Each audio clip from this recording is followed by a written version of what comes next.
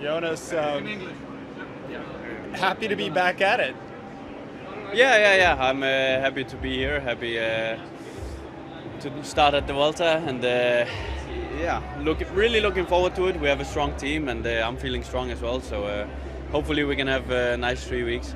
The weight, the pressure is on your shoulders, and I think you kind of feel there's unfinished business in the Tour of Spain. I mean, of course, now this is my third time. Hopefully the third time is the lucky time for me. So we'll see. We go for the victory here. I'm feeling strong, and the whole team is feeling good at the moment. So we're looking forward to these 3 weeks. Jonas, it's not a secret that you are the top favorite. How you will control the race from the kilometer zero? I think today we will not control anything. Hopefully there will be a small group going, and then the sprinters teams can control the stage. But of course on the harder stages, we have to be careful about which guys we let in the break. Jonas, if you will win this Vuelta, next year we'll come to the Giro d'Italia to win the 3 Grand Tour before today? Oh, I mean, it's not a race in that matter. I would just like to win all 3 of them, and I don't really care if it's before him or after him.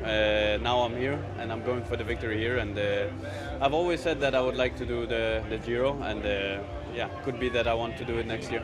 Okay, thank you. Thanks, Jonas. Thank you. How you doing? Good. Whole different vibe coming into this Vuelta España. What do you mean? Well, it's from the Tour de France, stage win, and 1 year on from second place. Yeah, it's nice. I always like being here at La Vuelta. It has as you said, a good vibe about it, a good atmosphere. So get the ball rolling today. Ben, how did you spend the last few weeks? I mean, you had a successful run there at the Tour de France, and did you get a chance to put your legs up?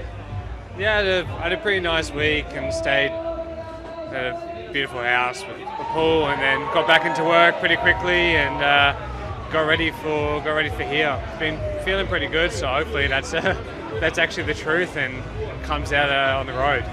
What do you do here? Is the pressure on for GC, and is that what you want?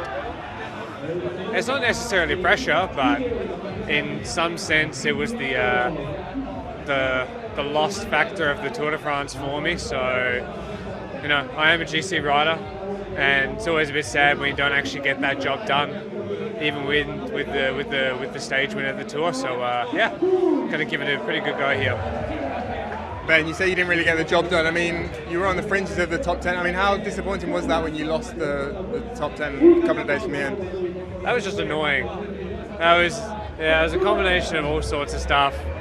I was pretty pinned, to be fair, and I think we as a team probably didn't have the best ride. It was a bit like me and Mara only in that situation. So anyway, it was a bit of a rough day, but in the end, it doesn't really matter. I got my stage win, and that's far more memorable. But it's more important now to get the proper GC kind of situation done.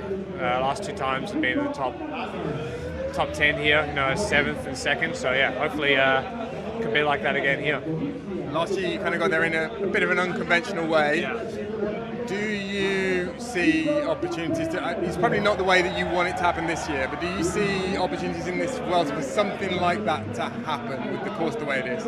I think it's always open. I think you saw when Jack Haig finished on the podium, he also took advantage of someone having a bad day. Even last year, to be honest, like Landa was actually really good, and he had a bit of a shocker on one day. He went from, 4th or 5th to 9th at one period. So it's just about being switched on and taking a moment. And I think there's enough stages, especially some of the ones like Bilbao and the other one that's in Galicia, where those situations might arise again.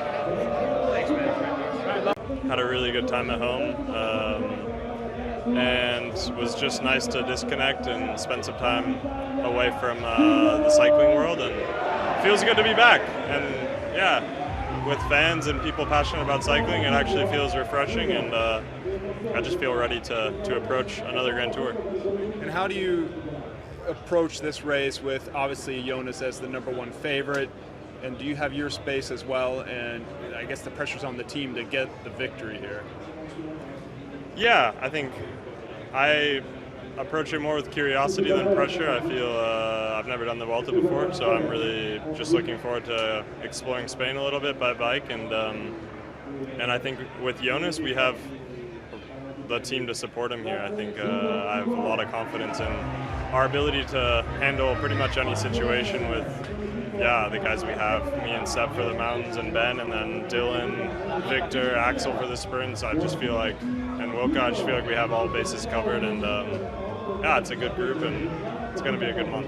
What has Seb and Jonas told you about this race? What do you know? That it's much calmer than the Tour de France and that the vibes are much more chill and just that you can kind of enjoy it a little bit more because there's less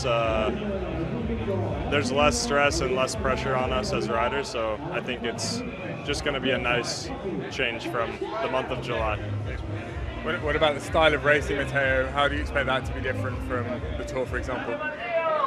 I don't know. I've never done the Vuelta and I've rarely watched it that closely, so I don't know, but I think the Tour is such a different race from every race on the calendar. I mean, we race every day completely full, so I think here it'll be a bit more on and off, I would imagine, with sprint stages and some less, like there's mountaintop finishes, but the rest of the day there's a lot of days that are flat until a mountaintop, so it could be a bit more calm until the final, maybe a bit more old school as far as racing, and we might see more animated finals and less animated starts.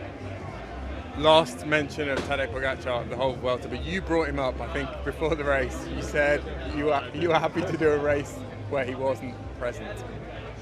The headlines look like I brought it up, but I was asked if I was excited to race a race without Tadej Pogacar, and I said, yeah, I'm excited to race the Vuelta. And no, I don't think. I was just trying to say that I think it's going to be raced much differently, and that he's the best rider in the world. So it changes the dynamic of the race quite obviously when he's not here, and I'm excited for that. His name shall not be mentioned again. Yeah, it's like Voldemort. It's a headline just by saying the name, I think.